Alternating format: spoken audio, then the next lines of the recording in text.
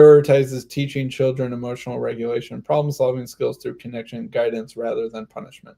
What I think of gentle parenting as is you never punish anyone. You just sort of redirect So or give options or distract.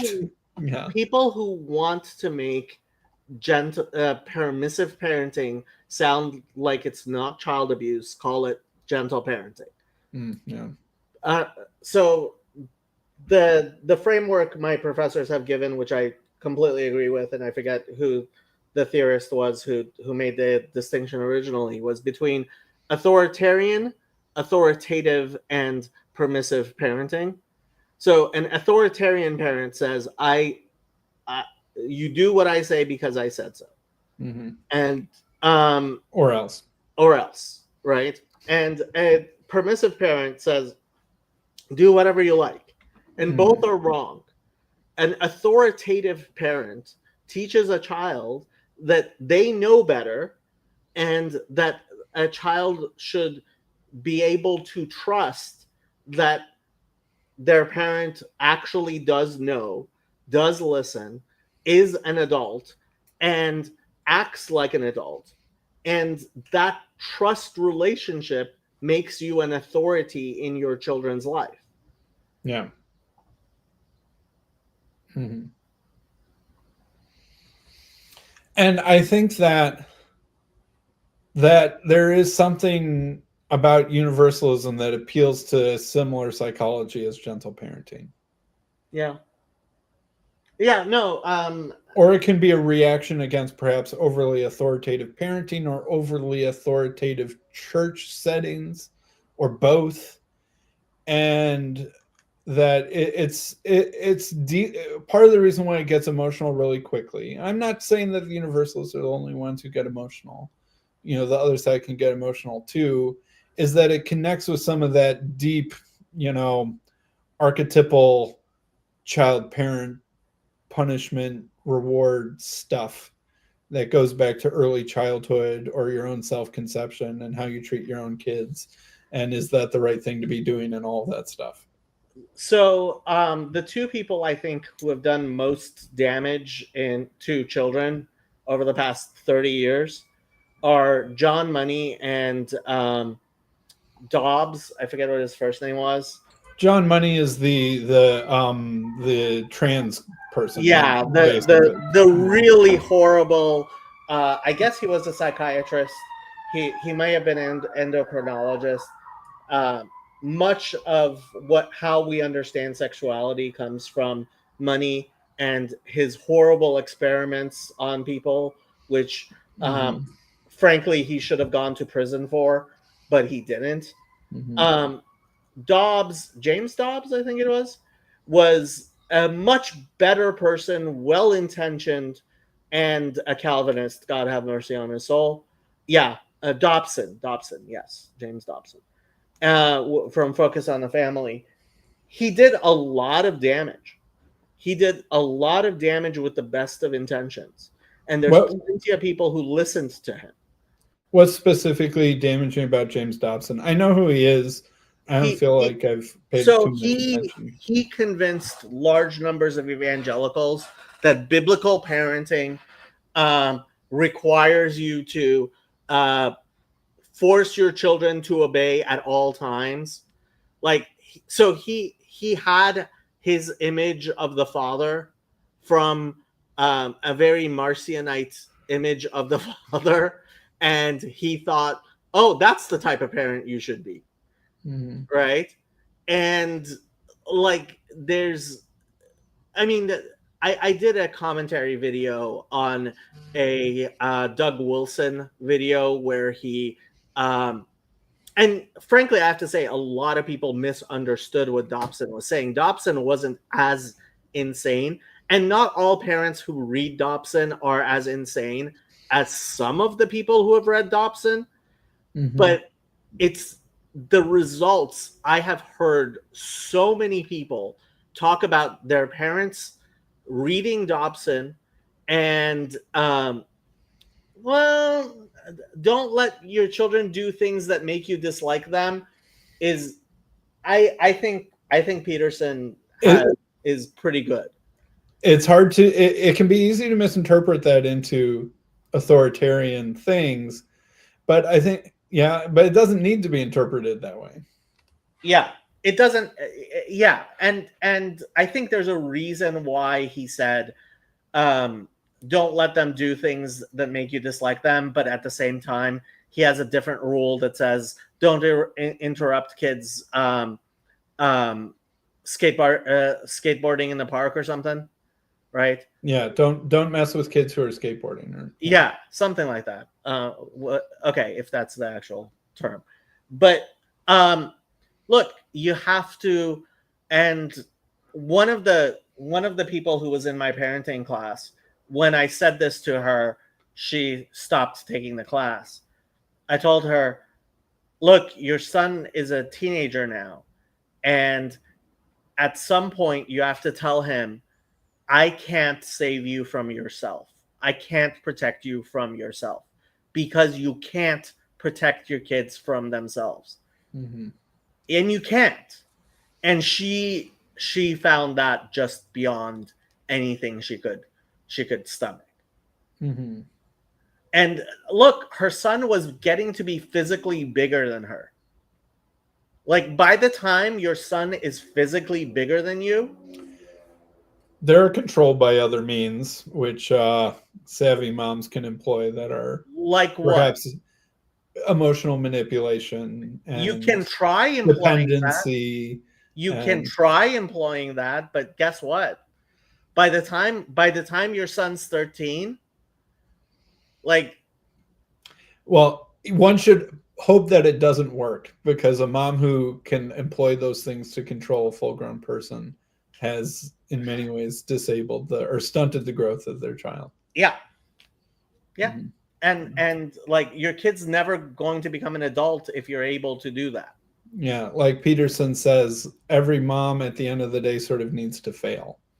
Yeah. Yeah. And that and so it is connected to the universalism stuff.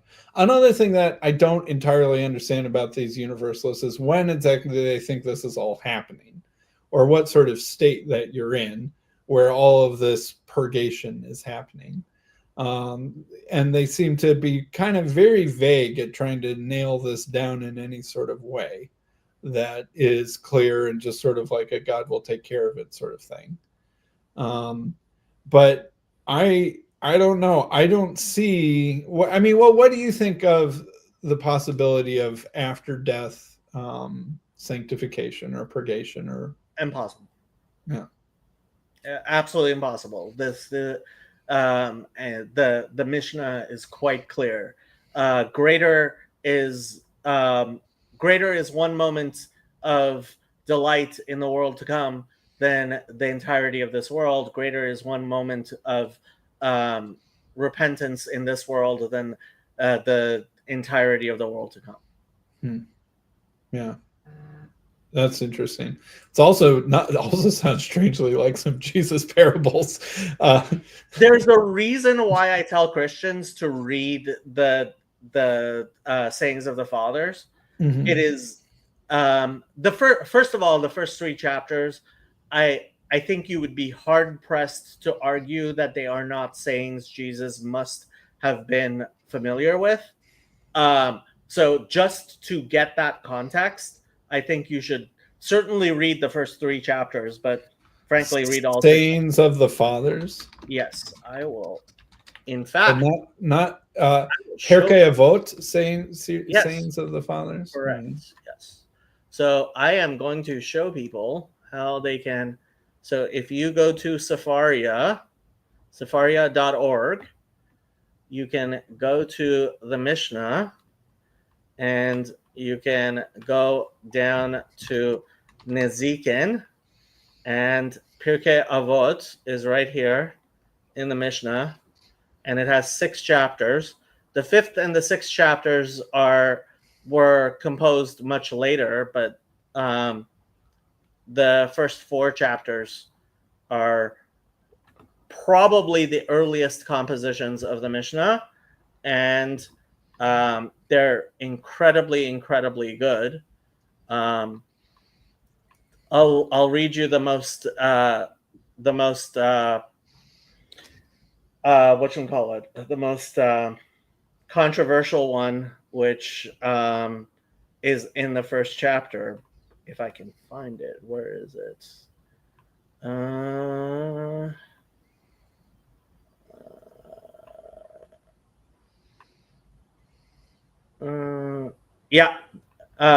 Number 5.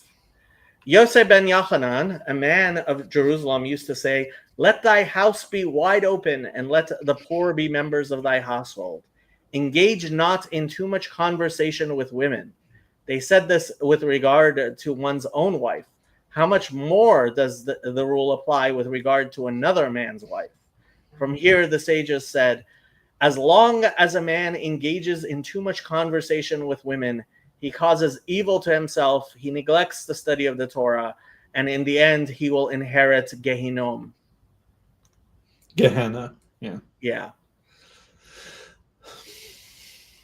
No comment.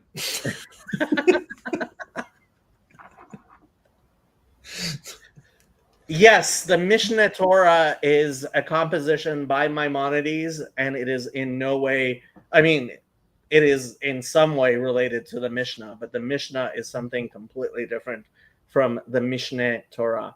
The words are different. Mishneh means repetition or restatement, and Mishnah is that which is repeated or restated. But yeah.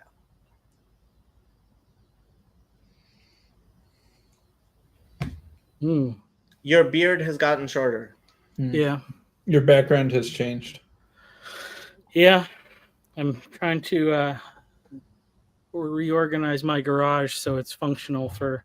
It's hard. I have one garage, and it has to be like sometimes a place where I do real work, and sometimes a place where I film wrestling videos, and sometimes a place where I store books and pretend like I have an actual office. So the bookshelves are on wheels now, so I can like move things around. I'm working on stuff, you know. Yeah, Christianity on the Spectrum. He had a good one about James Dobson. Yeah, I was actually thinking about that particular one. What he's saying?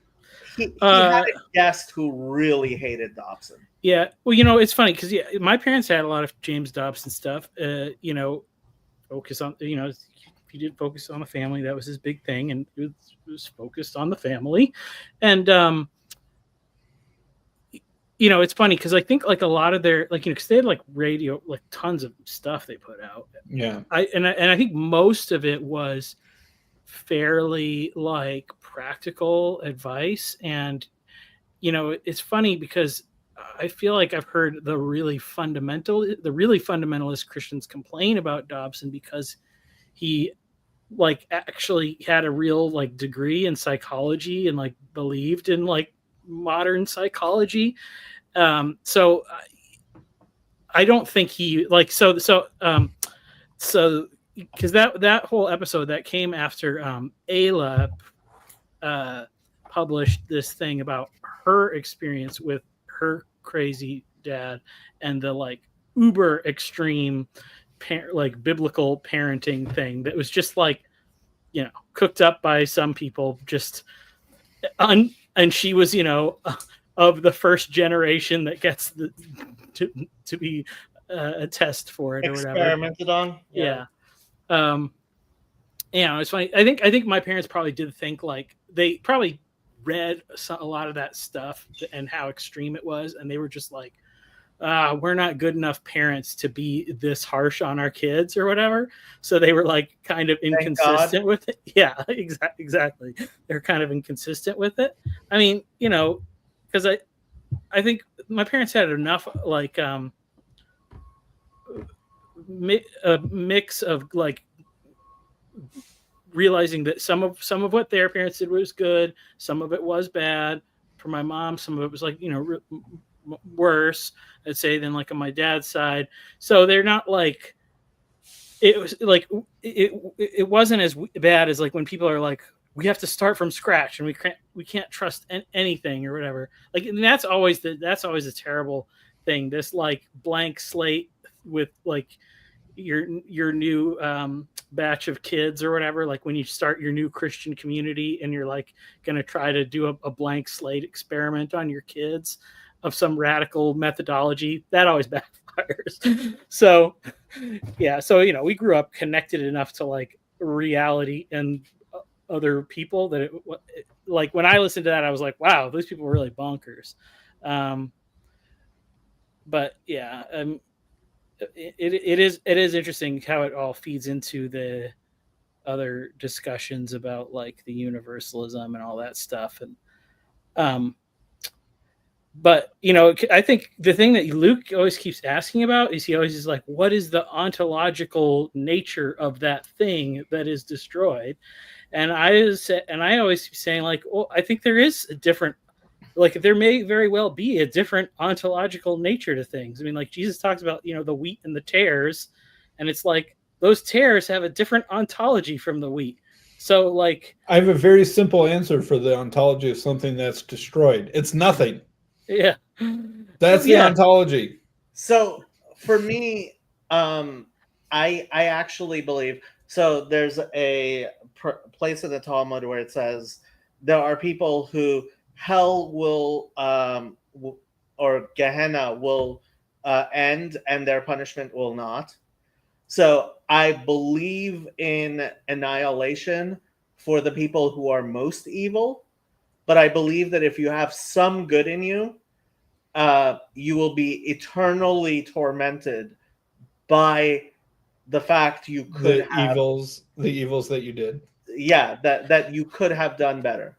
Well, I mean, I think that's to me. I think, and I know like Jordan Daniel Wood and others say this, like that is like, you take the case of Judas. It's like, oh, the worst fate may well be him having to be Judas in the presence of everybody for forever, knowing he's Judas, and like, the forgiveness of Jesus may very well be more painful in that sense than like annihilation for sure. It's funny like but it's like we can even, I mean, we're very close to even having this sort of scenario when it's like we could have people that we think are real people that aren't real people, that we interact with like virtually or even embodied as robotics and things. It's like a Blade Runner thing.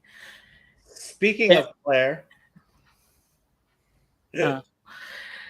And so, but I mean, it's like, well, if we have like simulacra of people that are completely constructions of material reality and they have no soul or whatever, it's just the mimicry of souls, then like, why, what, they don't need to be eternally preserved or whatever. And it's probably something that you shouldn't be following. Like, so that's when you think about like this, this warning is to like not is always with like, don't follow after like these wicked people or whatever.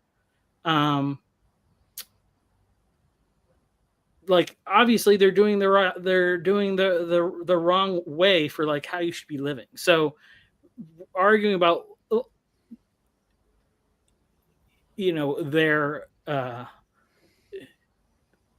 their like eternal nature or whatever, like that's what I'm saying. Some people could be constructed. Now, I don't think it's like people that you actually meet and really know necessarily. Like, because I go through these stories in the Bible and like, like Cain and Abel's the first one. And it's like if your first thing is like the story of Cain and Abel is God wanting to tell us about how there was this wicked guy Cain and he's the worst and he's definitely in hell.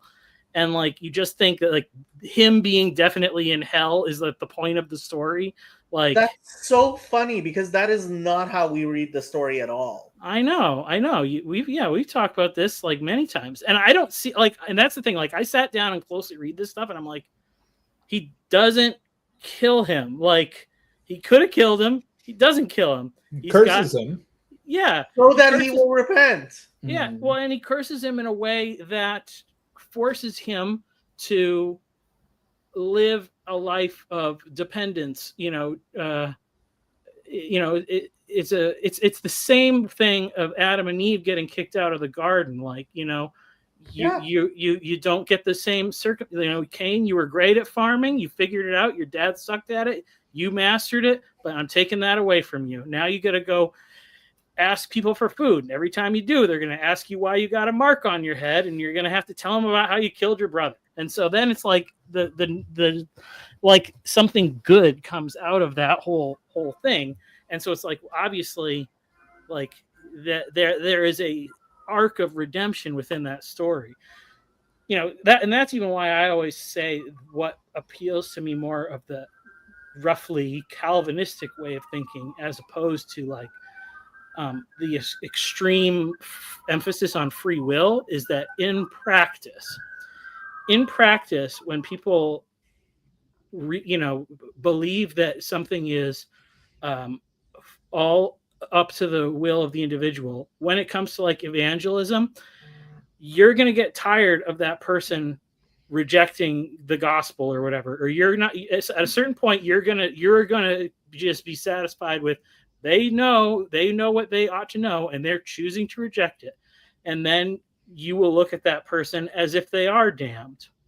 Whereas if you think that it's God that does the work in reaching out to people and speaking truth to their souls, you can never give up on somebody. You don't know what might happen on their deathbed or whatever.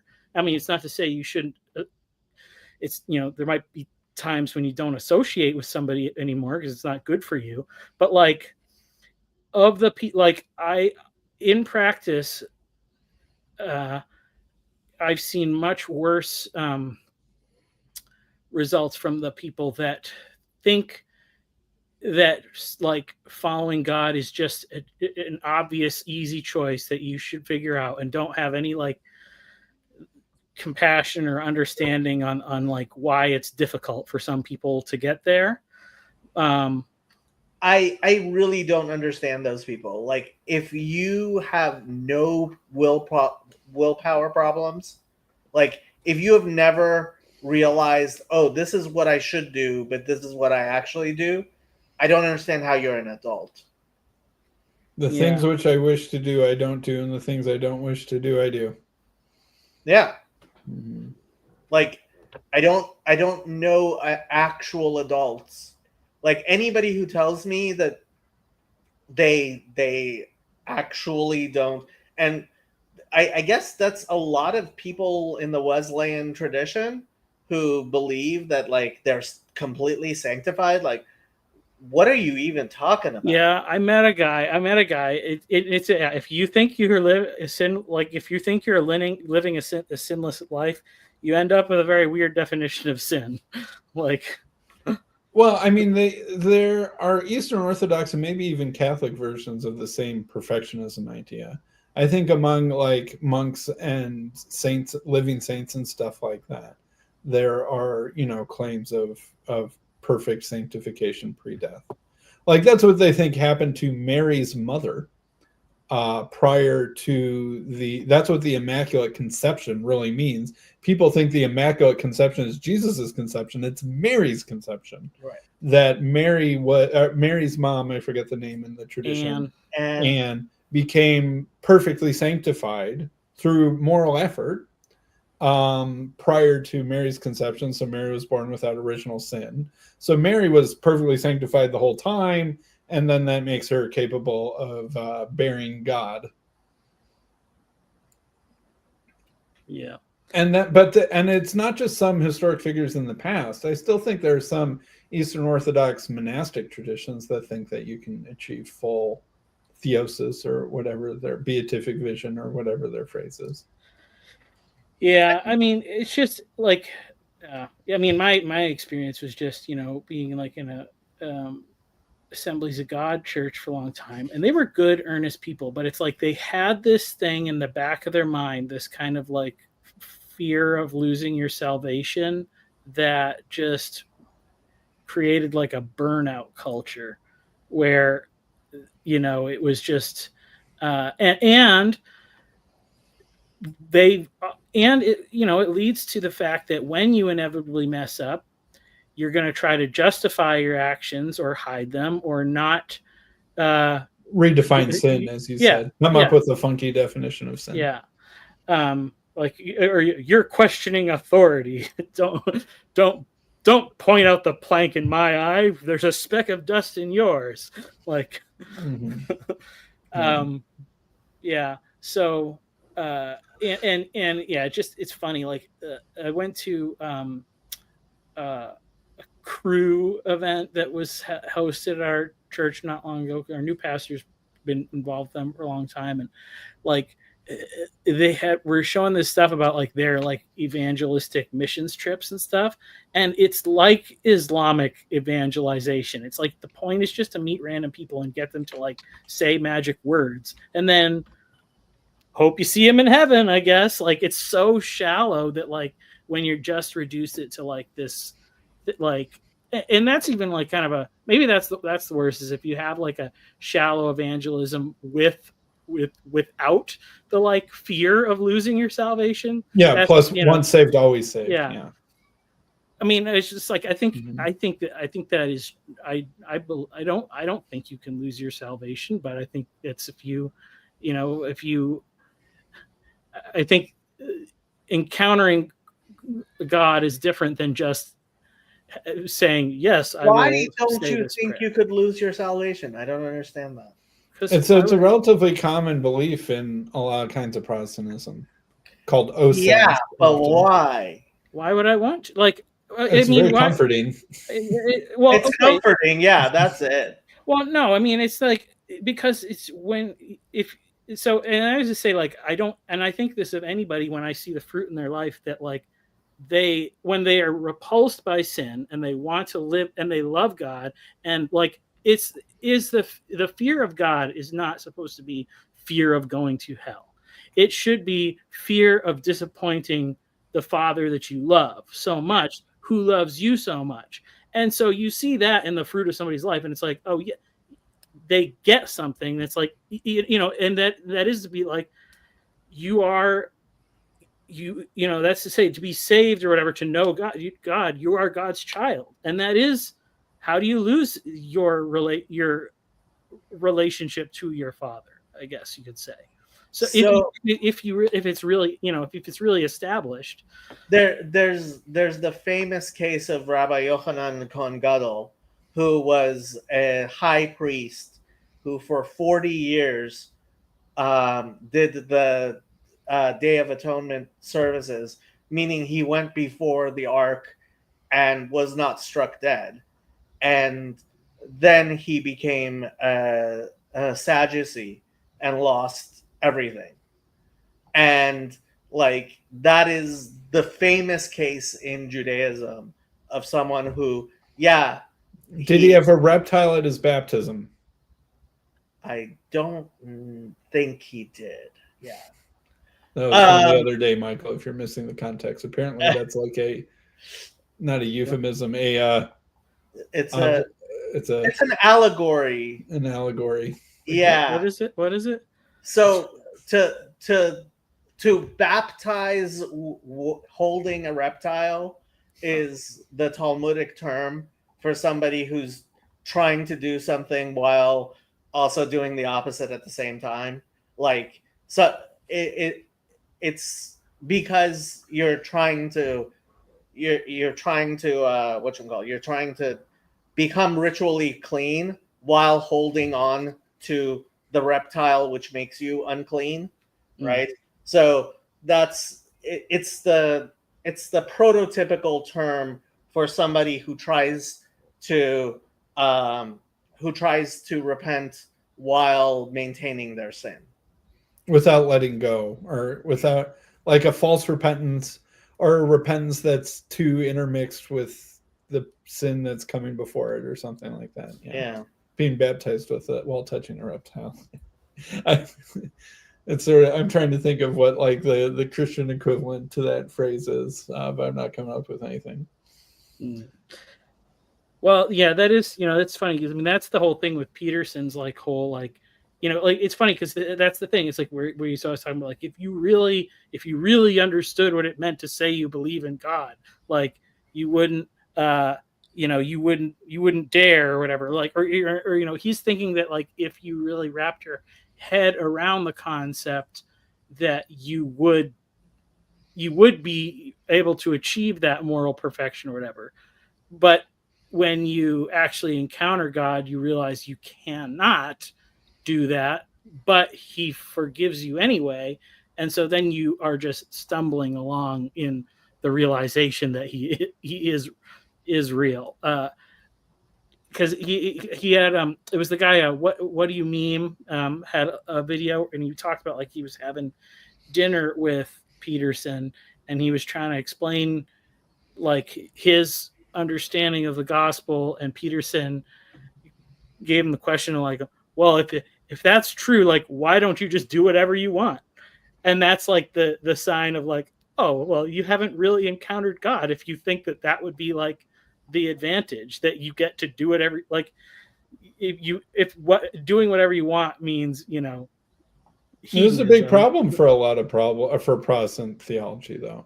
I remember coming to that conclusion when I was like, I don't know, 10 or 11.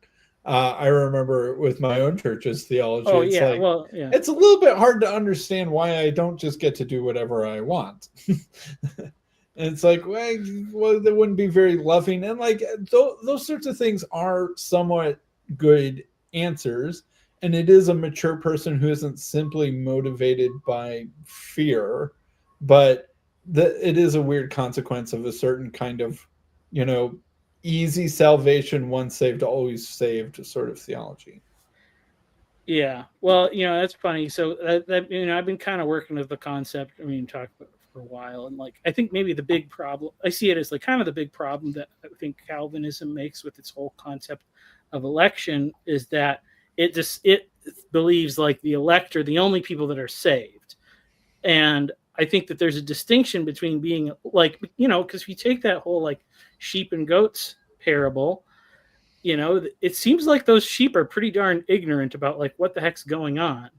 And, like Jesus tells Peter to feed my sheep, but he doesn't really he does call us sheep in some places, or he says that there are sheep, but it's like, I think if you have like a traditional, like saved by faith, Protestant gospel kind of a thing, it's a saying that's like, you're being called not to be a sheep, but to be like a shepherd in a sense, like priesthood of all believers. So it is like a kind of a 2-speed thing, because I think that there's like it's the problem of like some people really get it like in that way, they get it in that way, and then it's like they're on fire for God, and that is like God can ask them to do anything, and they will do it.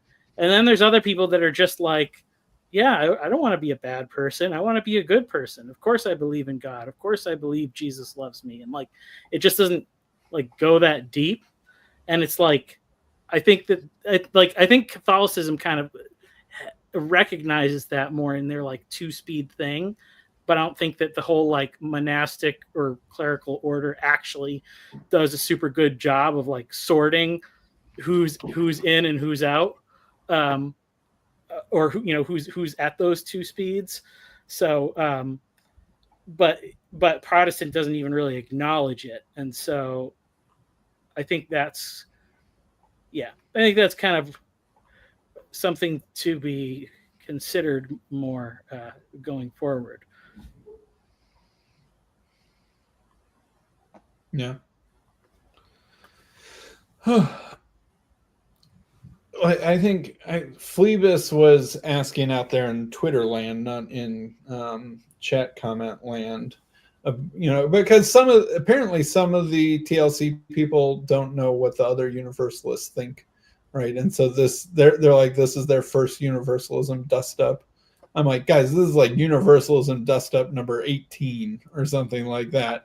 If you've been, on the Discord the whole time. And, I try not to have like intentional Trinity dust ups. anymore, at least like the way the universalism dust-ups go. But but also I'm so isolated on that one, it doesn't cause as much of a contentious debate. But like Phoebus was asking, so when does this finally happen or something like that? And Luke was like, exactly when it's supposed to, or one of those sorts of highly precise answers. But like Jacob and I were talking about, sanctification after death. How? Because for me, part of sanctification is happening to you in your body, right? Like the connection, it's a unified thing between your soul and your body. And so if you're not in your body, it doesn't seem to me like it's happening, or like it even theoretically could happen. Because for me, I've like exactly one person who did this the hard way. And it's the very different way than anyone sort of thinks or expects, the path of voluntary suffering, righteous suffering or something like that. But for everyone else, to me, it makes sense that everyone will be raised, and in the twinkling of an eye, those who are still alive when he comes will be changed, and that it's not like this long drawn out process, that you get made perfect sort of the easy way, I guess, as an act of forgiveness and grace. When the Lord brought back the captivity of Zion, we were like men in a dream. Once then was go ahead. Son, yeah, I don't like this translation, but this for me, this Psalm 126 captures life in general. Wow, we have a Zach. Hello, mate. Oh, hello. Zach is one of my favorite people who rarely, if ever, comes on. I'm very Shir rarely. Hamalot Beshuv Hashem et Shivat Zion Hainu Kechol Mim.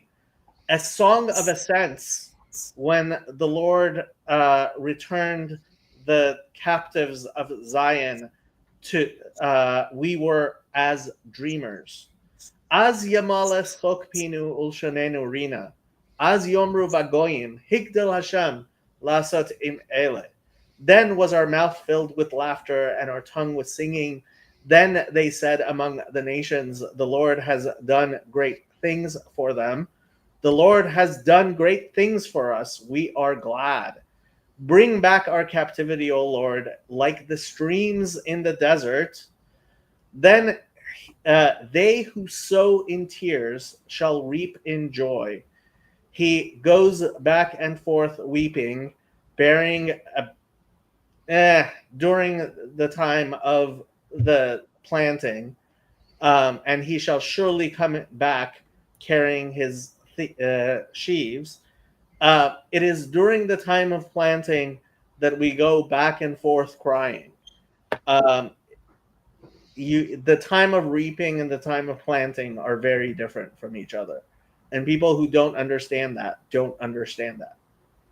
Zach, what did you want to say? I heard there was a universalism dust-up. There is a universalism dust-up. You're not a universalist. I'm not a universalist. Thank God. I think some might call me a pseudo-universalist. Or something like that. What's a pseudo-universalist? I can accept pseudo-universalism. Yeah, it's basically. I think Joseph describes my position quite well. I told him he did a thing once where I went, "Oh, that's what I've been trying to say to people." Yes, Zach is not only British; he's also Eastern Orthodox. So the two of you should go to church together. I think I did actually. I messaged at some point, as in Orthodox Punjabi. I can't remember his name. Andre, that's it. And someone going like, "Oh, I'm going to London. We could meet up," and he just blanked me. So, Andre, we are so disappointed in you. I was in London relatively recently. I even went to church in London. I didn't bump into him. I don't know which church it was. So you were saying you're a pseudo universalist. What is a pseudo universalist? I think so. It's just Hey, I love you. affirming that you can continually reject God, but if you include the idea that it's really hard to explain because I think you understood about it. But what I quite like is there's something that Pavel Florensky says about it that brings I'm up the not idea. hearing you so well. Oh, sorry. Can you hear me okay now? Much better. Okay. There's something that Pavel Florensky brings up quite well, which is that there's some language, especially in the way some of the is spoken about in the Gospels, that the name and the soul could end up being in different places in some way. That there's this idea that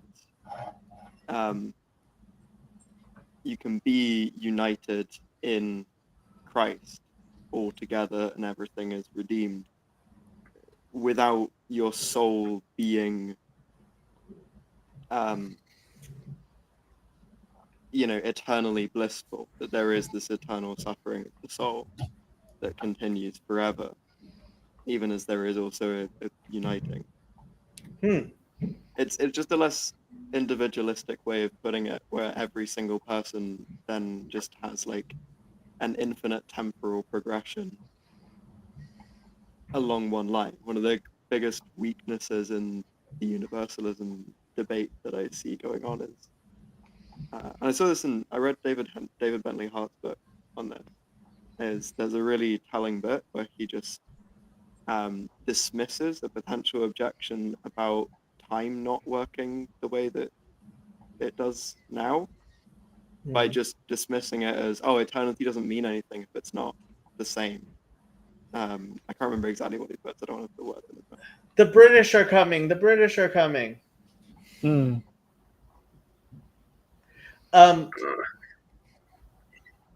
So where in the Gospels, like which specific verse do you remember was this concept derived from? I'm trying to remember which bit it was, because he gets it from an old widow, I think, that comes and mentions something to him about praying for someone's name to be written in the heavens, no matter what happens to their soul. Sam, you must know your Gospels well enough to recognize where this might be. Oh, he's doing other things. By the way, I just want to say, I have no recollection of this, and I'm really sorry if you felt that I blanked you. I did not mean to do that. And I'm more than happy to go. I think it was like a year ago. Okay, I might have been a bit busy, but I am more than happy to go to liturgy with you. Like, which church do you go to in London? No, so I go to Cambridge. Oh, I thought you were in London. Why did I think you were in London? No, yeah, so our so I'm like a little bit closer to London. I'm in, basically, I go to Cambridge because it's closer. So I'm in Peterborough, right, which is like, it's like a 45-minute thing from London. It's basically an outpost of London at this point. Okay. But I go to the cathedral sometimes, but I go to Cambridge more, and that's my home base. So it's called St. Ephraim's. I don't know if you've heard of that before. Is it a Russian parish? It is, yes.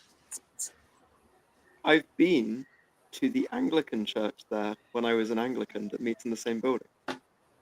Oh, the St. Clement's? Yes. I get my the goodness. newsletter from the vicar of St. Clement's that comes into my inbox like every day. He does it like a daily newsletter. It's ridiculous. Oh, what? You should come to the St. Ephraim's service, and I will be happy to show you around. Anglicans and Russian Orthodox meeting in the same building? So it literally has an iconostas that folds back and folds in. It's like built into the building. I actually did a whole video on that with Aidan Hart. If you want to Oh, really? look at that. That's cool. Yeah. I'll grab the link for it, and maybe somebody can put that into the YouTube comment thing. But let me just grab it here. So I spoke to Aidan Hart. I did like an interview with him, and just asked him like, how did you make it? Like, where did the ideas come from? All that kind of stuff. And he took me through all the process of how he made He's the artist who iconostasis. made the iconostasis? Yes, he's quite famous in England because he actually made. So when the king was being inaugurated, he made like a kind of a covering box while the king was putting his vestments on, basically. So he's well known. Okay. And let me just get the video. What did he make the like anointing screen that was put up while the king was being anointed? That's the one. Yes. Oh, that had the Julian of Norwich quote at the bottom. Absolutely. All be well and all be well and all manner of things. shall be What's the well. name of this guy? His name is Aidan Hart, so I'll put it into the. Aidan Hart? Mark? Yes. Hart. H-A-R-T? Correct. I see. H. I'll Yes. have to Hotel. remember H. I Aidan I- Hart. in my wallet. Aidan Hart. Yeah, he's a Uh, brilliant man. He actually was a monk in Mount Athos for a while.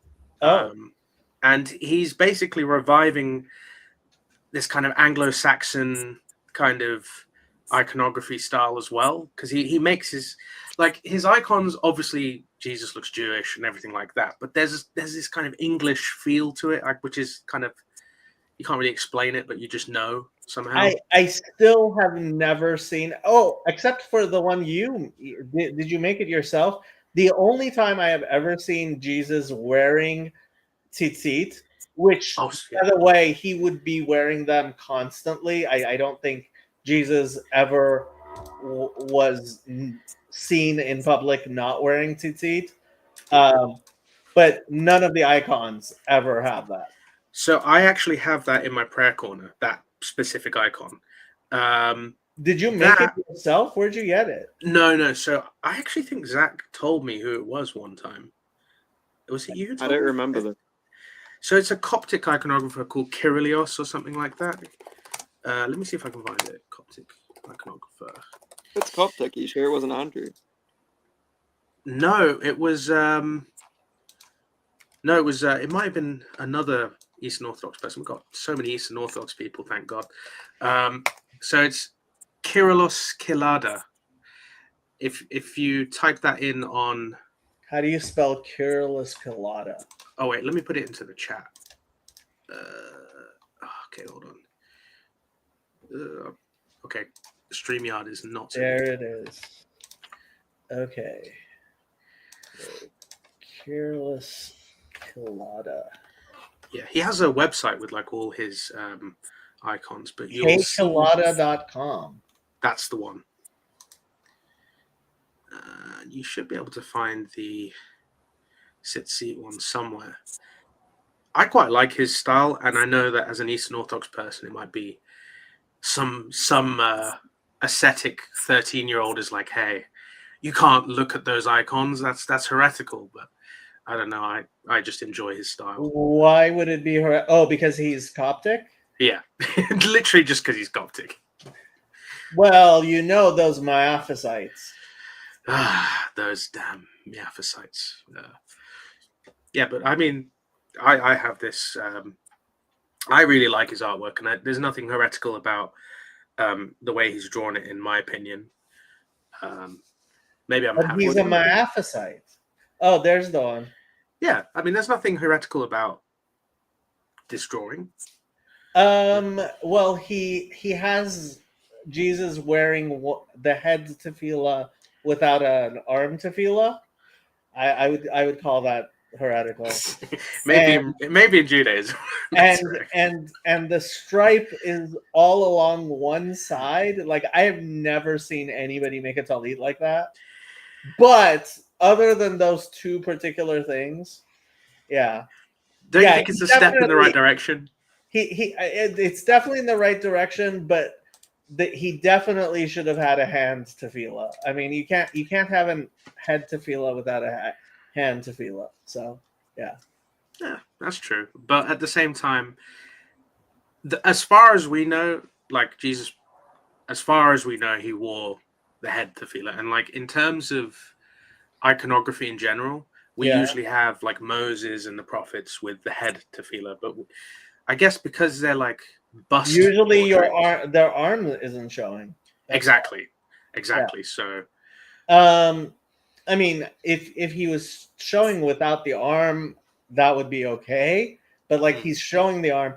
So you did this on behalf of your church? yeah, so I'm basically the YouTube guy for my church. You're basically the YouTube guy for your church. Okay. So Church the is not Orthodox YouTube parish thing. of Saint Ephraim. It's something that I put myself forward as, thinking like, oh, I'll just make a couple of videos here and there, and it turns out it's actually like hard work. Usually, when they ask you to do things for church, it is. Yeah, but I What mean, do it's you- something I can offer. So Andre, what do you think about the Mull and Iona monastery icons? Is that quite? People have The different Mull- opinions on them. Mull and Iron. Are you talking about the Mull Monastery ones, Yeah, the Mull monastery ones. Yeah, where Father Seraphim is? yeah. I mean, I think Father Ah. Seraphim personally does all of them. I don't know if there's anyone else that does that style, or whether it's caught on with anyone else in the monastery. This is British. I'm guessing you're not talking about Seraphim Rose. No. This is Father Seraphim Aldea. Yes. He has a like pretty new, as in there's like 5 monks and 5 nuns. Monastery on there's a house on Iona and a house on Mull, which are 2 islands off the west coast of Scotland. So I'm I going, believe you're talking about the mounted icons, right? Yeah, if you go to the mounted icons on the Mull, I can see why these would be controversial. they're very different, right? Yeah,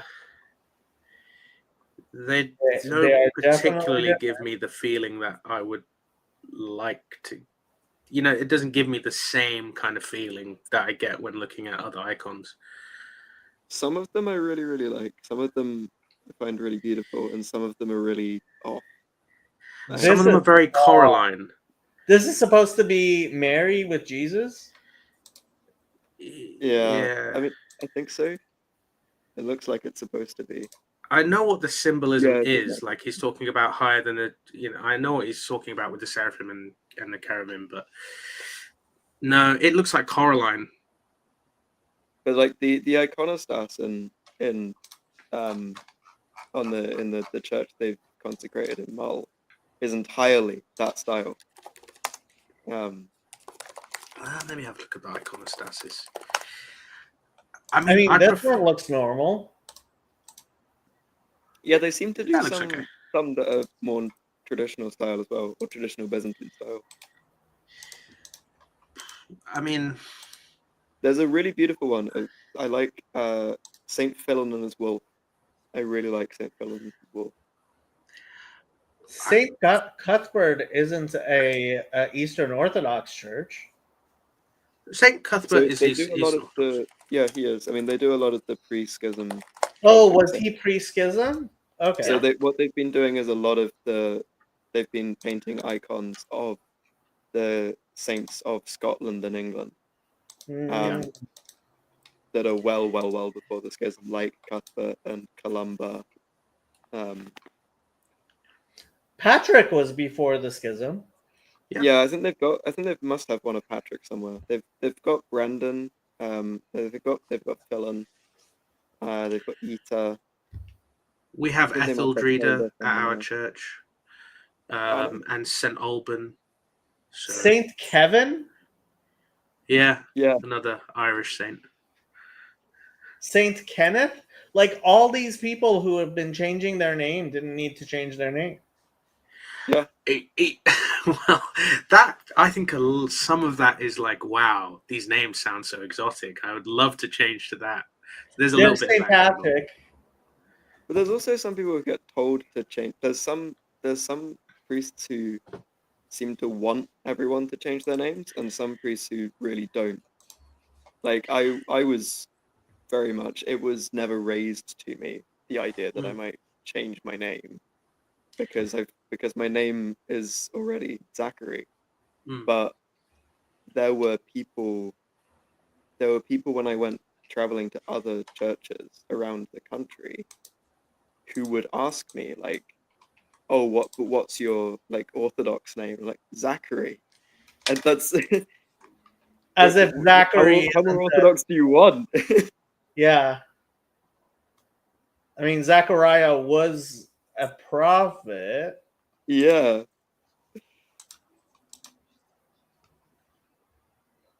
Interesting. I went to the monastery in Essex for the first time recently. Who's Saint Fanny? I'm actually not too sure. Don't know. I don't know if it's Thani or Thany. It looks a bit. I don't know. I'm not a fan of that style. I prefer the Essex monastery style. I think that's a little bit better. They've got one icon where it's a menorah, and then Jesus is the middle candle, and I really like that icon. I went to the Essex monastery recently, the first time, and it's the monastery of St. John the Baptist, and so there are plenty of there's huge icons like on the walls of St. John the Baptist and of his father, Saint Zechariah, and yeah, I could not find a single icon to buy of Saint Zechariah anywhere. Having said that, they do have this icon of the prophet Zechariah, and it's got like Hebrew style English lettering, which is quite kind of interesting. All the ones that I saw there were Zechariah, father of John the Baptist, because he's also referred to as prophet Zechariah as well, which gets really confusing. In that both there is Zechariah and Zechariah. So there's like a little shop that's like next to the food hall, like it's on the side of it. It's like a little bookshop. Did you go to that one? Yeah. So in the corner, just where the door is going through to the actual food hall, if you look up, there is an icon of the prophet Zechariah from the Old Testament. But it's I don't think anybody sure bought that it. was father of John the Baptist, Zechariah. No, that was the Old Testament prophet one. Are you sure? Because it's in Hebrew lettering, and I think it has a quote from Zechariah. Yeah. Oh, does it? Okay. Oh, I can't read Hebrew. So. No, it's English lettering, but it's just got like the style to make it look Hebrew, even though it's English, which is kind of interesting. So, yeah. I didn't see. Yeah, I could have sworn it was the other Zechariah. Yeah. I don't know. I haven't been in a while. I'll check my pictures later on. I'm going on the 31st actually. Hopefully it's still open because I know that they shut at certain times in the year. So it was. I wasn't necessarily a big fan of most of it. I like the worship's amazing. I really like the. So they basically replace morning and evening prayer with just the Jesus prayer for like 2 hours, and it's really peaceful, and it's really impactful. But I don't know, it felt quite institutional. I think because it's one of the first monasteries of its kind. I mean, are you under the Greek or the Russian? Or are you Antiochian? Greek. Okay. That's interesting that you didn't. I'm in the Russian branch and I loved it. Yeah, I like small places and less people. Okay. I really Yeah. like going to the There's Monastery kids and- playing like tennis and football in the background, and it's very loud, and it's very much like I guess it's more like not like, I don't want to say Butlins or something, but it's like it's got a bit more of a holiday camp feel to it, you know. I really want to see the reaction of one of the monks if you called. I the would Monastery no. like- In fact, can we just cut this? just don't show them that. I'd get kicked out. They'd excommunicate me. But no, I really liked it there, and it's interesting you talk about that the long Jesus prayer. I was listening to Rabbi Breitowitz, and he was saying that like there's something about the Musar movement that they repeat certain phrases over and over again, and he was saying that they used to. Yeah, he's saying that that when the Musar movement first started, that they began by one of their styles of, I guess, prayer was to repeat certain phrases from the Torah over and over again. Really? Yeah. I'll see if I can find the clip for you again. But Yeah, that's interesting because, I mean, one of the things that the Musar movement did was, so I mean, a traditional Lithuanian yeshiva, like there's a lot of emphasis on like trying to learn the entire Torah, right? So like getting through the entirety of the Talmud, etc. And one thing the Musar movement did was include repeating. So, for example, we're doing Mesilat Yesharim, Ben and I, right now, and it's a pretty small book. And there are people who will study it over and over again until they've like pretty much memorized it, or it's become a common thing. So Maimonides, his Laws of Repentance has exactly 10 chapters, and so the 10 days of repentance between Rosh Hashanah to Yom Kippur, a lot of people will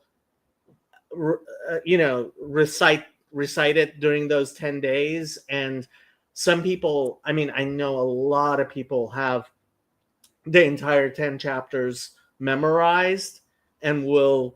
So the Musar movement, I do believe, definitely started emphasizing Chazara in terms of repetition, but I don't know that they would have been. I mean, the Hasidic movement definitely has a lot of schedules.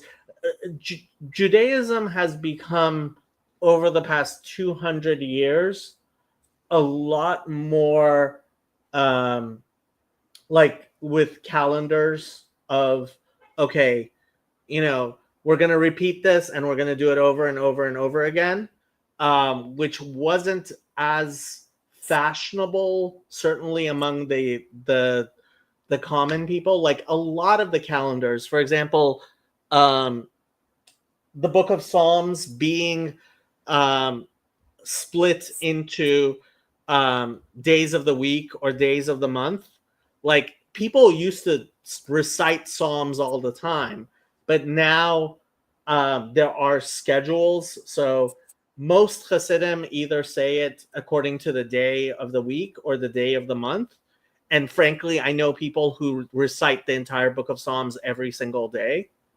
But that's the type of thing that it seems that I would expect him to be talking about. I don't know, like individual verses as in like mantra type stuff. That's pretty rare in Judaism. So when he said it, he did say it was specific, sometimes sentences where they were, I guess, I don't know if it's a mantra. It's more like meditation on the verse, I guess, which is like just repeating it and thinking about it in, I guess, from different angles, maybe. But even then, that's a form of prayer. That's, I mean, muttering in Hebrew is literally the word for meditation, right? So Yeah. It that's does quite far away from. It does feel quite far away from the Jesus prayer, though. That because the Jesus prayer is much more like repeated invocation of the name. and it's penitential a little bit too. So Penitential, yeah, it's very penitential. yeah. Um, But I mean, it depends wouldn't what say verse that they're repeating as well. I would be very, very interested to see. I mean, I probably should be listening to Rabbi Breitowitz more. And when Andre tells me that he's listening to Rabbi Breitowitz and I haven't heard it, it makes me think I should be paying more attention to Rabbi Breitowitz. But yeah, I so Andre knows a lot more Hebrew than most Jews, actually. Well, thank you. So, but most people, I think, have difficulty understanding Rabbi Bradowitz because there's so much Hebrew in it, just the way he talks. Yeah, but it's not that hard to pick up. I mean, It's not, because usually the words that he's using are words that even people who don't really know their Hebrew very well are familiar with. yeah, I mean, he might say something like machmir, right? Yeah. And then you have to like look up what does machmir, and then you go to kumra, and then you're okay, I get what he's saying. And then or he might say something like erev, or you're like okay, what's an erev, and why is he using erev in this particular way? And you're like, oh, okay. So there's little bits and pieces where you have to look it up, but it's not that hard. And I do agree with Don. It is impossible to not like Rabbi Breitowitz. I will agree with that statement. Yeah, he's just an impossibly nice person. Yeah, he's a very nice guy. I mean, I have his I'm subscribed to his podcast on Apple, so whenever it comes out, I mean, before bed I'll just have the headphones in and Okay. I'll just be listening, because he'll say things and I'll be like, whoa, that matches up to this. And You mean the Q&A, or you mean his the Q&As? Yeah. Yeah, the Q&As are pretty amazing. His he does a weekly Parsha shir on Hidabrut, which when I'm being good, I do listen to, but I have to say it's the Q&A which is the most interesting. I'm actually subscribed to his WhatsApp. It sends his shears through a shirim through it's like a PDF that is sent to like a WhatsApp group to everybody. Really? Wow. Yeah, I can. If you want to know what that is, I can send that to you. But yeah, well, I don't use WhatsApp much, but I probably should. The Yanuka also has a WhatsApp group, which I should probably be using WhatsApp more. My sister wants me to start an Instagram. It's useful, especially for charity work like that you're doing. Yeah, the Fountain of Comfort stuff. Yeah. Apparently there's a lot of teenagers who are depressed on Instagram. True. There's So true. the only people I know that use Instagram are like my friends in like local music. They all connect with each other through Instagram, and or if someone likes someone's guitar playing, they'll go up to them and what's your Instagram, man? Yeah, I mean, honestly, Instagram, I know a lot of people use it as kind of like a dating thing. And it's a very superficial dating thing. But not as superficial as most of the dating apps. So I guess that's a step up. But if I do anything, it would be more along the lines of like probably doing videos like about addiction and stuff like that, and coping mechanisms and stuff. I don't. If there would be people listening, I would go ahead and make those videos, but I'm just not sure it's worth the investment of me learning how to make those videos. Yeah. I mean, you have to learn that TikTok style, that kind of short form content kind of style. Yeah. Nobody can listen to an hour podcast, unfortunately, or let alone 30 minutes. And I'm not incredibly photogenic, and I too much, so I'm not sure it would work. Rabbi YY Jacobson, like his stuff is really, really deep. The thing is, it's so Yiddish. It's so like you have to know so much. I find it impossible to like think you're listening to him. But if you can understand YY Jacobson, like people listen to Manis Friedman. So Manis Friedman and YY Jacobson usually talk about the same types of stuff. Manis Friedman puts it in a way most people can understand it, and that's why he's got a lot of subscribers.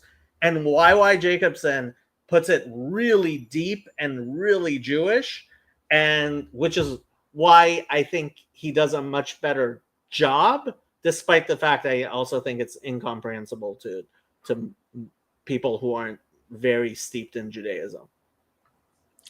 I think I watched a little bit of YY Jacobson before, and I noticed that you said on when you were talking to Father Stephen last time, that Jewish people don't know much about Christianity, let alone Eastern Orthodoxy. And YY Jacobson definitely falls into that category. He says some things that I'm like, no, we don't think that. I could definitely see that. Yeah, I can guarantee you what YY Jacobson imagines as Christianity is just evangelical Protestantism. Or just like a KKK meetup. Like that's what his view is. Like we're just getting in a room. How are we going to do bad stuff to Jews today? That's what he thinks we're doing. Are you not in that club at your church? We have one of those.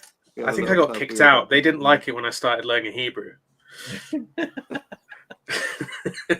Actually, to be fair, I have had some people say, "Why are you learning Hebrew for?" And I had to explain, like, actually, that's kind of part of our history too. That's ours too. Like, it's not just for Jewish people. Like, it would probably help you read the New Testament if you knew some Hebrew. So, I sincerely hope that all of my Judaizing friends, when they get burnt at the stake for their Judaizing, God will accept their martyrdom. This is the only one I've seen, and I probably didn't get it all of it, but it got me through a really bad afternoon at work. Rabbi YY, I mean, the stuff he talks about is really deep. It generally is, and he throws in some jokes there, here and there, which I find amusing. But yeah, I ought to learn Hebrew. I'll do it at some point. Hey man, you're in the perfect place. At this point, I think Dre. Do I call you Andre or Dre? You can call me. I prefer being called Andre. I just do Dre so that people don't know I'm called Andre from the thumbnail. Okay. So Andre, what? Huh? We didn't hear you, Zach. Was he saying a Dr. Dre joke? Locked in my basement. Oh, okay. Yes, yeah, that's a rap song. So Andre, I think in some ways knows his Hebrew better than I do. I just think you're not as familiar with a lot of the text. Yeah. It's the idioms that catch me out. Yeah. Because I don't know, like, it's like when somebody's trying to learn Punjabi, which they don't learn Punjabi, but let's say they were, right? They might do the thing where they try to construct an English idiom in Punjabi, and I'll be like, that doesn't exist. And I know I'm doing the same thing in Hebrew, where I'm trying to construct an English idiom or some sort of idiom, and it just doesn't. Nobody's ever said that. Honestly, I was about your age when I was still trying to write things in Hebrew. I read Hebrew. I do not write Hebrew. Like, I haven't even tried in many years. Yeah. It is tough. I mean, you just get ready to get shot down every single time. It's tough. I do always feel you have a serious determination about you, because I see in the Discord the amount of times you'll post a translation of something and get shot down and then carry on, post the new one and see is this better. I really admire that. I really do. I'm gonna make it one day. One day I will be good. I actually, when I went and found that hymn that Father Stephen was talking about, I was like, Andre is going to translate this. I'm gonna give it a good try. I knew it. I knew it. My newer translations, if you've seen what I've done with Yosef, they're actually getting there. Like some of them are more. Yeah, I saw Yosef you was much warmer towards. Yeah. Well, yeah, I've stopped trying to like help at all because now it's at the point where I don't think my Hebrew is better than Andre's. So It is, because you can speak it. Like I can't speak it, but if I hear someone saying it, like I can put it together now, and I can. So I was reading the New Testament in Hebrew, and I was actually able to put it together with no English there at all. And I was like, oh, I think I actually know Hebrew now. Have you actually taken a look at Shem Tov's Matthew? I did find a PDF somewhere, and there's some interesting changes he makes to like the Beatitudes. Yeah. It says instead of he has one line where it says, "Blessed are those who wait, who hope for the future," or something like that. So, like he's based. I can't remember exactly what it was, but it basically sounds like he's saying, "Blessed are those who are waiting for the second coming, but it's not coming yet." Something like that. So to explain Shem Tov's Matthew, there was an appendix of. So a rabbi wrote a refutation of Christianity to be used by other rabbis because there were all those debates about 600, 700 years ago. And as an appendix in the back, he had a translation of the Gospel of Matthew. And what's happened is there's one particular scholar whose name escapes me right now, who in the past 50 years, in studying that translation, came to the belief that it might actually be an independent recension of Matthew in the Hebrew that was preserved in the Jewish community. Because, yeah, at least parts that of would it. Be big. That is the controversy of Shem Tov's Matthew. Yeah. So the reason why because I've actually sent you a link in the chat if you want to have a look at Shem Tov's Matthew.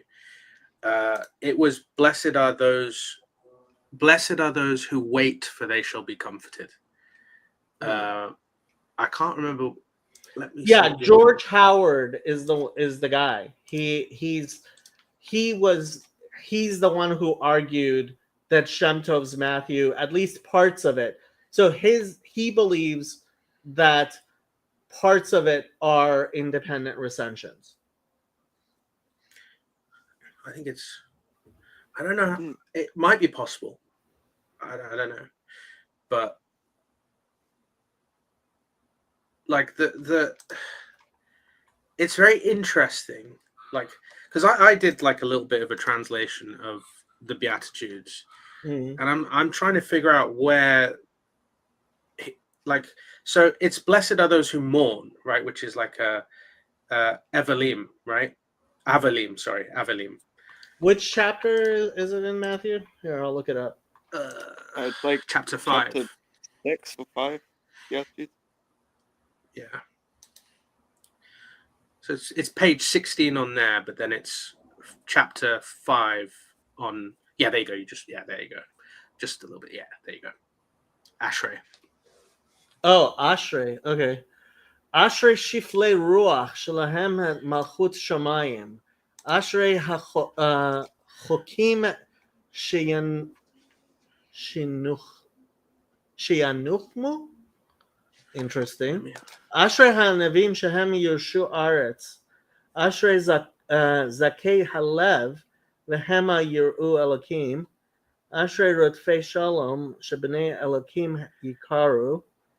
Ashrei hanirdafim letzedek shelahem malchut shamayim. Ashreichem כאשר ירדפו ויגדפו אתכם, ויאמרו עליכם כל רע בעדי ויכזבו, שייסעו וישמחו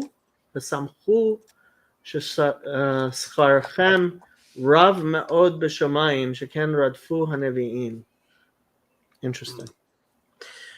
And have you got Discord open now? Because what I'll do is I'll send you I do have Discord open right now. I'll send you my one in the off topic. Because I'm trying to figure out where he got the blessed are those who wait. Like I don't know where that came that's from. a very strange way of putting it. I mean, that sounds like an apologetic kind of thing, like mourning and waiting. So Ashrei Evyonei Haruach, okay, Ki lahem malchut shamayim, Ashrei ha'avelim ki hem yenachamu. So he had, where's the one I had of him? So yeah, Sheyanuchemu. Interesting. For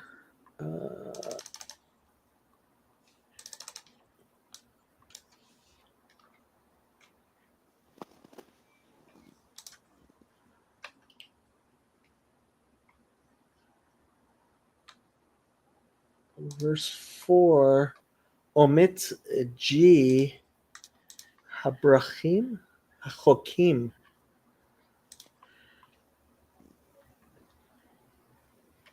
Yeah, that's a very sheyenechum chemu. That's Yeah. yenuchemu. Yeah, it's a really weird. Yeah, He's trying to say he's trying to contract those they that will be comforted. yeah. But I don't know where he got the chochim from. I don't know. Well, those who wait. Well, what is it in the Gospel of Matthew? Actual Gospel of Matthew. It's those who mourn, so it should be avelim. Oh, so, but they will be comforted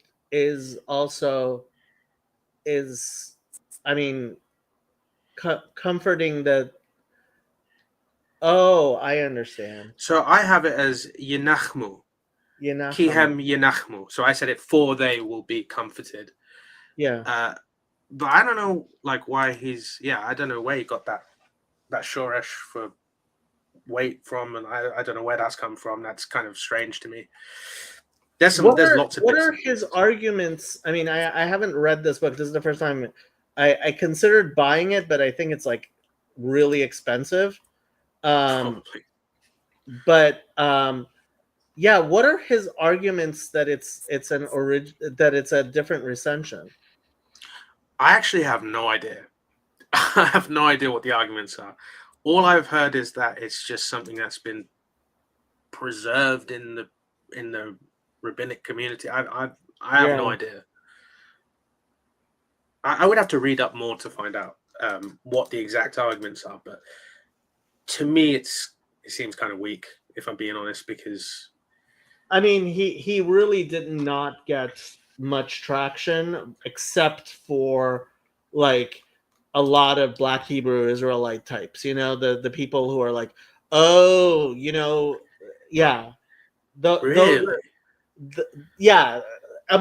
they're the ones who are driving up the price of his book. The people who are, especially the King James Version only types, some of them, among the conspiracy theorists, it's become a huge thing. Oh, so do they think that this is some sort of Hebrew original that the Eastern Orthodox and the Roman Catholics have hidden from the entire world? Pretty much, yeah. That the Pauline Church has hidden from Yeah, and this is Right. the real genuine one. That yeah, yeah. Well, I mean, we know that there was a Matthew in Hebrew, but even then, the word used for Hebrew could just mean Aramaic. So it's, I don't know.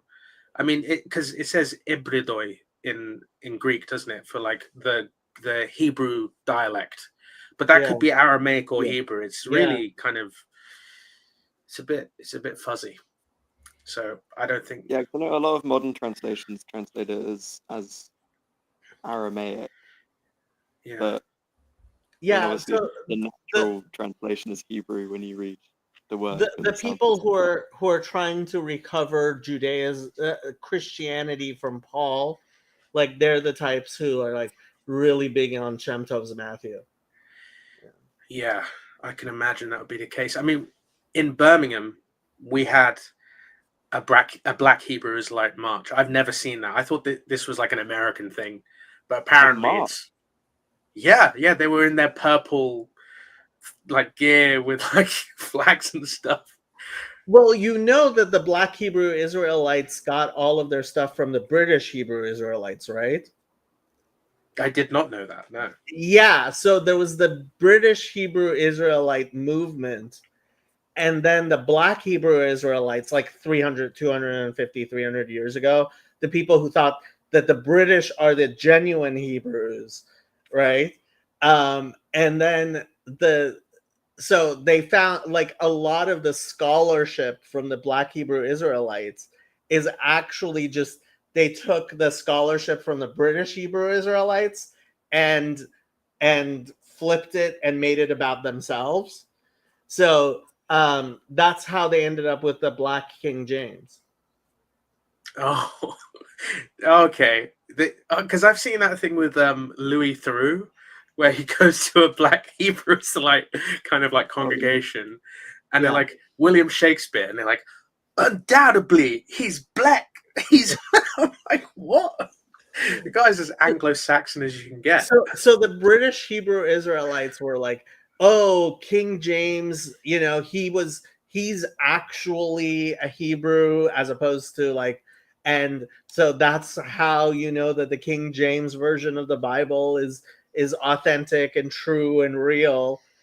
And then the Black Hebrew Israelites kind of like stole that from them. It's all really bad non-scholarship, but yeah. But do they think that King James himself translated the text? Unfortunately, yes. What? I mean, it says the King James version of the Bible, right? Oh my It's in the goodness. name, man, Come on. No, that's ridiculous. What? The thing with the Black Hebrew idiots is you there's all kinds of variety, and like they've just made everything up by themselves, right? That's how you end up with Lashawan Kadash. I mean, how can you be as you've heard of What? Lashawan Kadash? You have not heard of Lashawan Kadash? What's that? What's a Lashawan? It sounds like Japanese. Okay, you're gonna love this. Is that like a katana or something? What's that? Okay, so you know that the vowels in Hebrew were the vocalization marks were made up by the Masoretes about 1,000 years ago, right? Yeah. Right. we Oh all know yeah, that. yeah. Yep. Right. So they are like, well, that's some Jewish shit. Right. Yeah. So they decided, no, we're actually gonna read the real Hebrew with just the consonants, right? Yeah. So they decided that really all the vowels are Oz. I'm not even joking. That's like the most. Why did they choose A? Like, why is it not like an Oog? Why is it not Lushawun Kudush? Like, why is it? You know what I mean? Who the hell knows? But so Lashon HaKodesh became Lashawan Kadash, and these people go around and like say Shalom because it's Shin Lamed Vav Mem, right? So Shalom. Right. What? That's now get this. About 500 of these people decided to move to Israel. Okay? And yes, of Black Hebrew Israelites moved to Israel, right? And they have their little colony where they're speaking Lashawan Kadash. I mean, you've got to kind of respect that they're taking it this far. Like, it's kind of impressive, actually. Except their kids grow up listening to Lashawan Kadash and learning Hebrew at the same time. And so the next generation They're not going to be Black. is trying very hard to respect their community and their elders and their family while actually knowing Hebrew. Oh, that must be the toughest thing. Imagine being a child who's bilingual in whatever this made-up language is and Hebrew, and then having the realization that, oh no, my parents are actually idiots. Like, what do you do with that? Like, that's crazy. Oh no. I actually feel sorry for them. That's like a tough situation to be in. Yeah, so that, I mean, Lashawan Kadash is big enough that it has its own Wikipedia article. I'm not even joking. Really? I mean, at least I thought it did. Lashawan Kadash. Wikipedia. Oh, it's literally spelled like that. Okay. Yeah, Similarly, yeah. like Lashawan Kodosh, right? It's just the same Yeah. vowel every time. It's like that. It's crazy. So Why did they add vowels at all? Why didn't they just try Because to like break from consonant to consonant as closely as they could? like, how do you do that? How do you like? Lushan. yeah, I mean that's what it would be, right? Lishun Kadush. Yeah, it would be weird. Yeah. Well, I mean, they basically ended up. Yeah. I mean, That's could you imagine that's that what in the English? sound is. Yeah. What? Like, could you imagine that? Could you imagine that in any other language where there's only one vowel that exists? Like hala, mana, manandre. Like, it's like, so what? It doesn't exist in any language. I don't know. That's Yeah, crazy. but they stuck it to those damn rabbis. Oh gosh, that's funny. Imagine being a rabbi, seeing some guy in a purple t-shirt saying, "Hey, I actually know the true Hebrew language." Do they still? So they just call it that name, that Lashawan Kadash. They don't call it Hebrew at all. Yeah. So this is the thing. Like I mean, there's such a diversity of different beliefs. Like, there are so many, and there's a lot of people, an estimated over 1 million people in the United States have some Black Hebrew Israelite beliefs, right? Yeah. Oh, but is this related to like the pyramid thing and like the pharaohs and stuff like that? That's the type. So like, and this stuff gets taught like at college levels in Africana studies places in the United States, especially in historically Black colleges, and in like Africana studies is a whole department in a lot of universities where people don't realize what's going on there. They just imagine, oh, that's another historical thing. Like right now I'm reading this book, Not Out of Africa, where an actual classics professor encountered this and started fighting against it. and they pretty much ruined her career. And like Ta-Nehisi Coates, his dad like published these tracts against her, right? Like, so it's a pretty weird thing, and these people are violent. Like Black Hebrew Israelites, Colonimus, his friend was murdered by a Black Hebrew Israelite in New Jersey. Oh my goodness. Yeah, like these people are actually violent, and so it's pretty bad. And like there are people who are trying to help them, and you know, Vocab Malone, God bless him, he's like a Protestant evangelist that his whole stuff is trying to, you know, win these people over for Christianity, right? But like, yeah, it's, and nobody wants to deal with it because it's very political and very, Yeah. yeah. I mean, in England, we're not even allowed to say certain things. Like if we say the wrong thing right now, there is a chance that somebody could either send a Show up letter at or your knock on the door. Yeah. So I have a feeling it's clearly tied to racial things. It's Yeah. like, I think those people need to be shown the Ethiopian Orthodox Church, really, or a Ghanaian Orthodox Church, or a Ugandan Orthodox Church. They need to be shown that you Wasn't have that a big part of, things. like, the start of the Rastafarian? I don't remember like all of it. Yeah.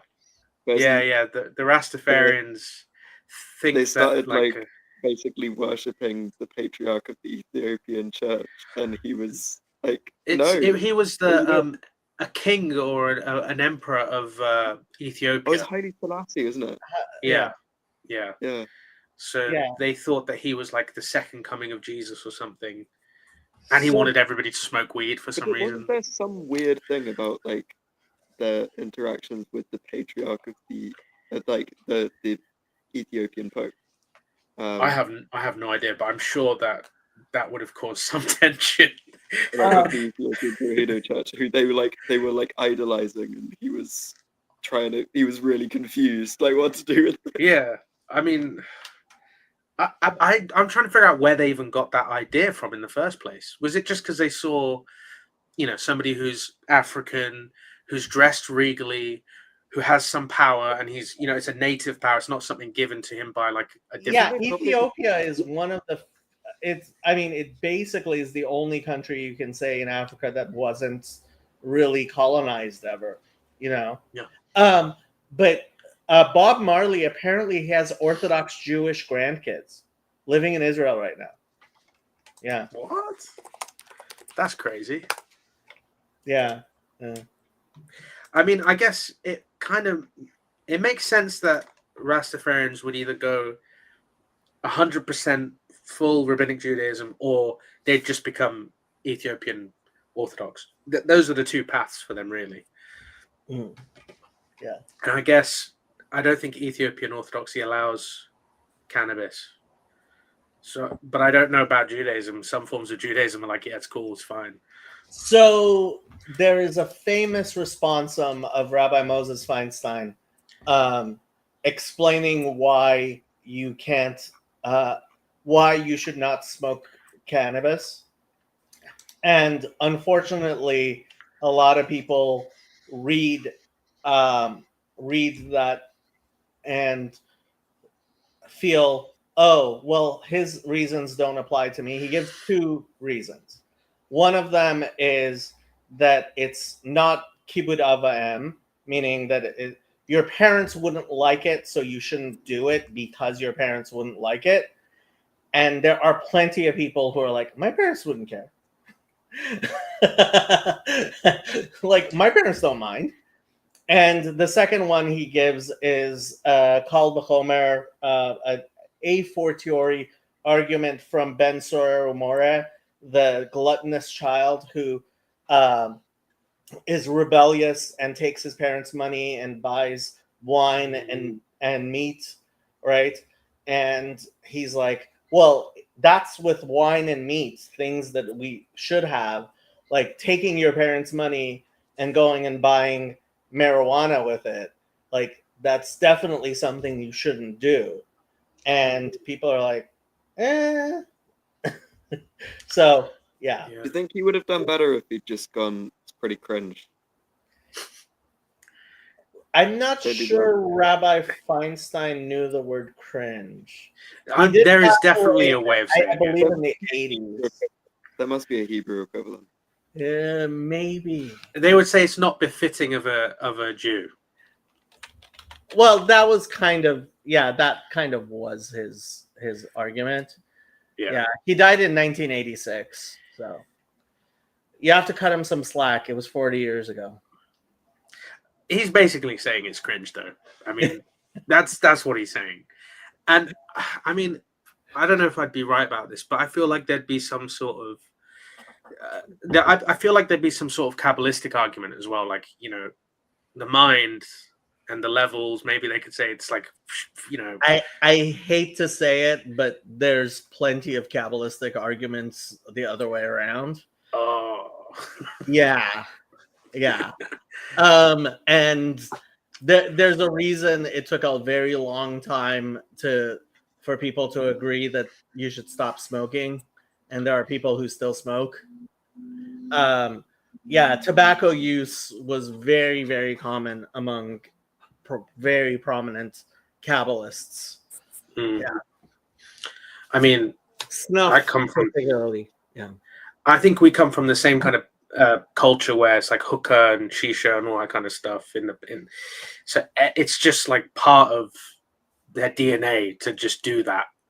So it's difficult to get it out of people. So there are very well-founded Kabbalistic beliefs, which I certainly subscribe to because they are part of our beliefs, that the sense of smell is uniquely spiritual, and that it is in a way free from material contamination that other things don't have. And so, for example, there's a bracha rishona, but no bracha acharona on. So almost all things, the Talmud says it is forbidden for a man to have any pleasure in this world without thanking God. And almost all things, we have a prayer before and a prayer after. The blessings for smells are all only blessings before. There's no blessing after. And an explanation I have heard, including from the Yanuka, is because it's something that has an eternal aspect to it, right? And so because of that, people have generally been very, very pro all kinds of inhalants. And frankly, like I've looked into aromatherapy and stuff because of that stuff, and I think there is an aspect to it, but unfortunately there are people who definitely take that into smoking all kinds of things I don't think you should be smoking. I have a theory on that, and I could be wrong. I probably will be wrong. I think it's to do with the Ketoret. Ketoret, yeah. Yeah. I think it's because we have incense, with incense and stuff like that, especially, because I mean because before we start a service, we incense the entire space and the people. So this is something else you can add for iconography and stuff. Yes, the icons are sensed, but so are the people, because they are also icons. So it's, you know, the icons are on the same kind of level as people. And also they smell. The people? Yes. If listen, okay. There are rules. I think that you should wash your hands before praying. I think you should. I just as you know, if you've been outside and you've been on the tube's disgusting, or you've been in the car or whatever, you should probably wash your face and hands before going in. And some saints even say that you should do that. But some of the newer people coming into the church maybe are not so used to being told, hey, you need to be in a state that's correct to be around other people. Right? I was just making an idle comment. Yeah, now you're turning into an actual sociological thing. No, but it's true though. You triggered I was just saying Andre's people's mouths, disgustfully you know. reflex. Yeah. I have a very sensitive nose, and it is difficult sometimes when somebody, because it's like I have zero sense of smell, which makes it really difficult for people to like come to my apartment and stuff because I have a dog and a cat and like zero sense of smell, and so yeah, it's I try to remember, but like I can never tell if it's so bad. I shouldn't. I should just be like, you don't want to come to my apartment. My There's a brother joke. has a Oh, sorry. Go. hypersensitive sense of smell. To an extreme degree. I mean, he doesn't like any like food that's super strong smelling. I think it's behind why he doesn't like vinegar. Or No, exactly. No, it's exactly. like, I mean, it's like all of his senses are just hyper attuned. I remember when we used to have to sleep in the same room. He would tell me off for breathing too loud. okay. And he said I can't get to sleep because you're breathing. Stop breathing. Yeah. I mean, yeah. Seems a bit much. Yeah. I mean, I've been called. There's a joke that goes on with like, so my sponsor, he always makes this joke. He's like, "You must be the only Indian germaphobe that exists in the world." And all right, come on, give me a break. I mean, yeah, to be OCD and in India would be impossible. I mean, I went there and I was fine most of the time, but there was some times when I was struggling a little bit. So, okay, I am going to say in about 10 minutes, I'm going to shut this down. Colonymous says, interestingly, since Tisha B'Av this year, so we have a fast that starts right after the Sabbath. There's no blessing on incense. Blessing on incense. So one of the blessings you say after Shabbat is blessing on fragrance, and so we don't actually use incense in Judaism at all, because it's restricted to the temple. But as it provided consolation for losing our neshama yetera, our extra soul that you receive on the Sabbath, and we are not supposed to console ourselves on the day that we mourn the destruction of the temple. Yes. So of the minor Jewish holidays, the 9th of Av is probably the biggest one. It is the only full day fast, meaning from sunset to sunset, we don't eat or drink anything. And while it is a rabbinic fast, it is actually in the Bible. It is mentioned in the verse in Ezekiel, I want to say. The fast of the third.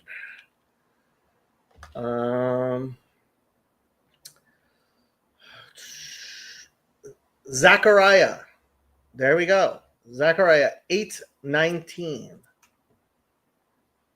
This is what the Lord Almighty says: the fast of the 4th, the 5th, the 7th, and the 10th months will become joyful and glad occasions and happy festivals of Judah. Therefore, love truth and peace. So, of being the 5th month, this is the fast of the 5th. and my good friend Yehuda Israel uses that verse to prove that Christians are not the true Israel because they have no idea what the fasts of the 4th, the 5th, the 7th, and the 10th month are to celebrate them as festivals. I'm sure we have a Christian thing about it somewhere. I'm sure we do. I mean, this is the fast of the 8th month or whatever. It's that we've just started. Yeah, I mean, Dormition we fast, actually. the first day today. Let me see what we got coming up. Yes, there is a fast starting on the 8th of August. So Wait, on the 8th? Are you on? no, oh, not the you're 8th. Sorry, on the calendar. 13th. You're on the one. old calendar, aren't you? Yes, I'm on the old calendar. Ah, okay. Yeah. Yeah, so it's today for me. Oh, Mhm. Dormition fast, right? Okay, yeah. There you go. So actually, we do have fasts. You guys must have an Orthodox study Bible. What does the Orthodox study Bible say on Zechariah 8:19? I don't own one. Sorry. I've got to admit, give it away. I You're kinda not stopped truly using it. Orthodox.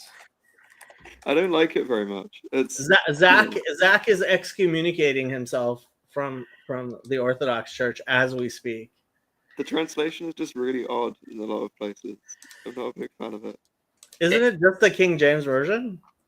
No. Yeah, No, well, it's the New King James in the New Testament, and then the Old Testament is all over the place. The Old Testament is like maverick translations of each. It's like a each hodgepodge. section of a different translator that worked on it. It's a bespoke translation. It's like what's it called? The St. Athanasius Academy Septuagint is the something the really Old weird where some of the words just like they'll use the Greek or the Hebrew or whatever the King James says, but there's no like method of how they apply that. It's not consistent. It doesn't have a consistent methodology. Yeah. It has the donkey centaurs in it. There's that. Oh yes, donkey centaur. Yeah, it translates them as donkey centaurs. Yeah, that's the weirdest one. Yeah. I use Cantina Bible. So I've got this one here because you can change the mode to Byzantine mode, and it will give you the commentary for any verse individually. So it's a bit like that's the closest thing we have to Safaria, unfortunately. Okay. Well, Cantina is not very good. It just doesn't have a lot of commentary. Like I keep wanting it to have more, and it just doesn't have. Yeah, I mean, unfortunately, we have, actually can't. For a verse. Yeah, we can't compete with Safaria, unfortunately, at the point. You know, like they just got more stuff, and it's actually laid out better. Yeah.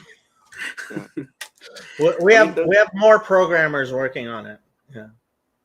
There's is it the Ancient Christian Commentary? I think there's a big series of like these giant volumes that are just supposed to be comprehensive compendia of all of the fathers that they have access to of each particular verse of the Bible. But they're just huge volumes that span an entire bookshelf. Yeah, I mean, everything's just in books. We're still bookish. I mean, it is our invention, to be fair, so it makes sense. But like, we're not very scrollish. We're very bookish. But there's a quote from Athanasius the Apostolic here. It says, "We must not treat." Oh, it's just like a fulfillment shadow type, anti-type type of thing going on for that verse. So I'm sure there's more stuff about it, but I mean, I'm looking at the commentaries on Bible Hub, and they suck. They suck. I mean, some of them do seem to like Gill's exposition of the entire Bible. Apparently, is better than most because he's actually looking at the rabbinic sources. Geneva Study Bible. So weird confidence for Geneva, does it? Well, the Geneva Study Bible. I mean, you gotta love the Geneva Study Bible. I believe this was actually, isn't the Geneva Study Bible like from?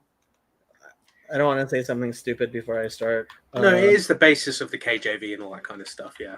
Yeah, it was.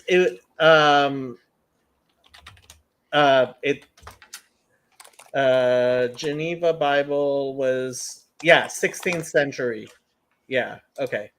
Anyway, so it says, "Thus saith the Lord of hosts, the fast of the 4th month, and the fast of the 5th, and the fast of the 7th, and the fast of the 10th shall be to the house of Judah joy and gladness and cheerful feasts. Therefore love the truth and peace, which fast was appointed when the city was besieged." This is true. And was the first fast of these 4. Well, I guess, the fast of the 10th is. And here the prophet shows that if the Jews will repent and turn wholly to God, they will have no more occasion to fast or to show signs of heaviness, for God will send them joy and gladness. But it's like, okay, so you're telling me you're not Israel. Thank you. You're saying they're not Jews. Yeah, it's not who Zechariah is talking to, is apparently not you. Well, Geneva is all Protestant anyway, so the Protestants are definitely not Israel. So.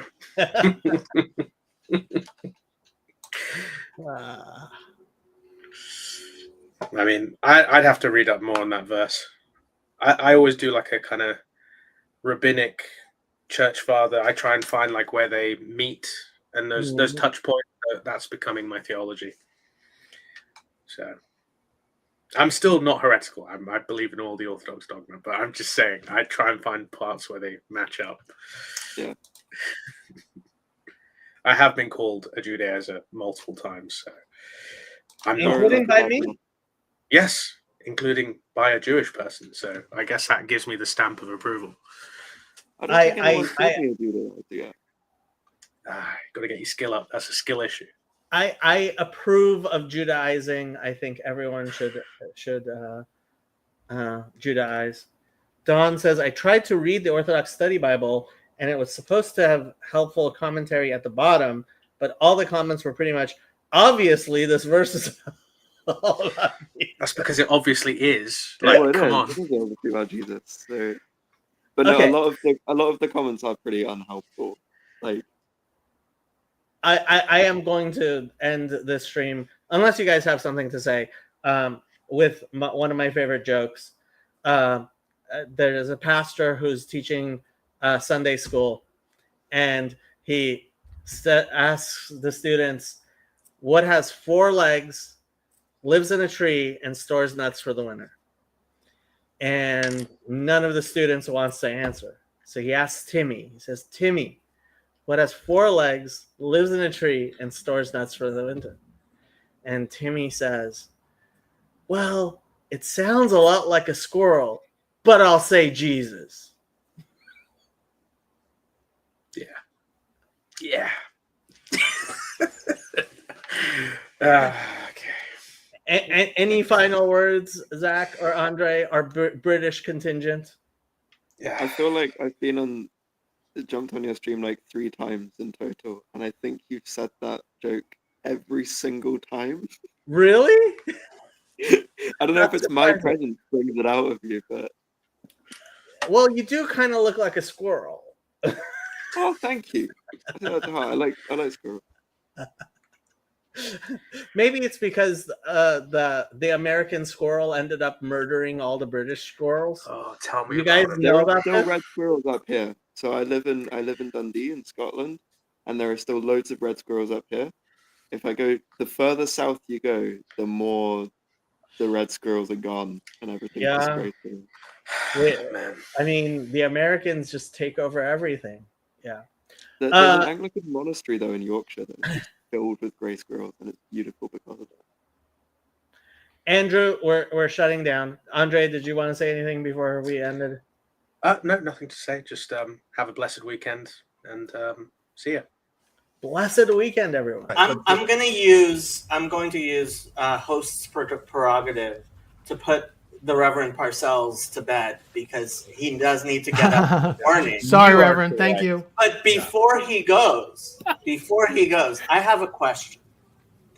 Let's say, God forbid, that I were to burn somebody at the stake for not being a Trinitarian. And I did not repent of that. Is that a salvation issue?